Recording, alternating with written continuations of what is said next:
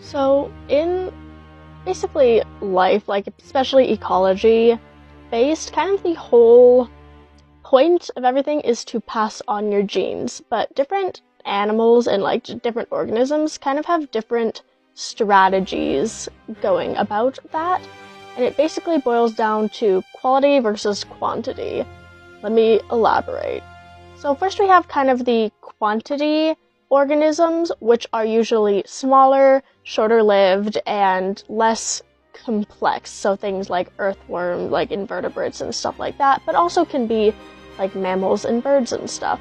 You've heard the term breed like rabbits, and that is accurate. Rabbits make so many babies, and kind of that is the quantity approach. Again, the base level is I want to pass down my genes, so if you have 100 babies, odds are at least some of them are going to survive. On an even more extreme level, this is a sea sponge, and basically how sea sponges reproduce, if they do it asexually, they just drop a piece off of them that grows into a new sponge, but they can also do it sexually, like this, where this is, you see that cloudy stuff? That is just a metric fuck ton of gametes being released. So basically, sea sponge and quite a lot of other aquatic animals do this, where they just release their sperm and eggs into the water, a ton of them, like all of that. That is just a cloud of gametes, and just go, have at her. Godspeed. At least some of you will survive. And the quantity animals, or organisms, like as trees and mushrooms and stuff do this too, but the quantity organisms are less known for being parental.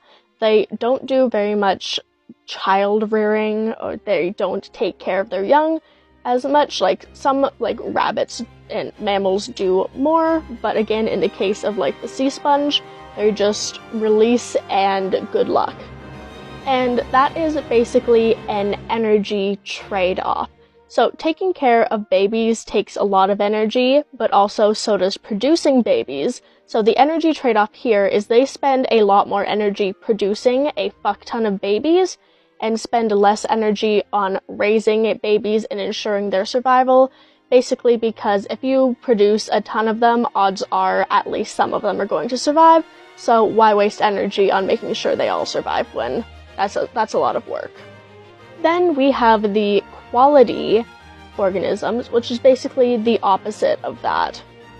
So the quality animals it is mostly animals, it's mostly like mammals and some birds and some reptiles and stuff.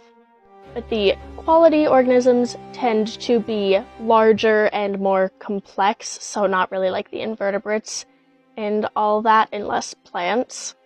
So they tend to have a much longer gestation period and produce a lot fewer offspring. So for example, elephants they have a very long gestation period and pregnancy, and they only have one, maybe in rare cases, 2 babies at a time. Same thing with whales. They have some of the longest gestation periods of any organism, and they have very few offspring. Humans are, like with most things, a kind of special case, but we tend to fall into the more quality with a decently long pregnancy period and a very long childhood of approximately 18 years. But then there's a whole thing with like siblings and like twins and quadruplets, but humans are a weird case. But essentially, in the quality animals, they spend more energy on child rearing, so there's, instead of spending a lot of energy on just pumping out as many babies as possible, they make 1 or 2 at a time, and make sure, like, that those survive. They do, like, everything they can to ensure survival, instead of just being like, you're on your own, kid.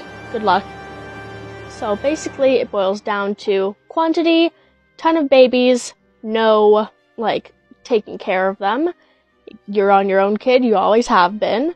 And then quality, where only a small amount of offspring, so like usually between 1 and 4, depending on the animal, but they take care of the offspring and make sure that they survive as best they can. So, yeah, baby strategies.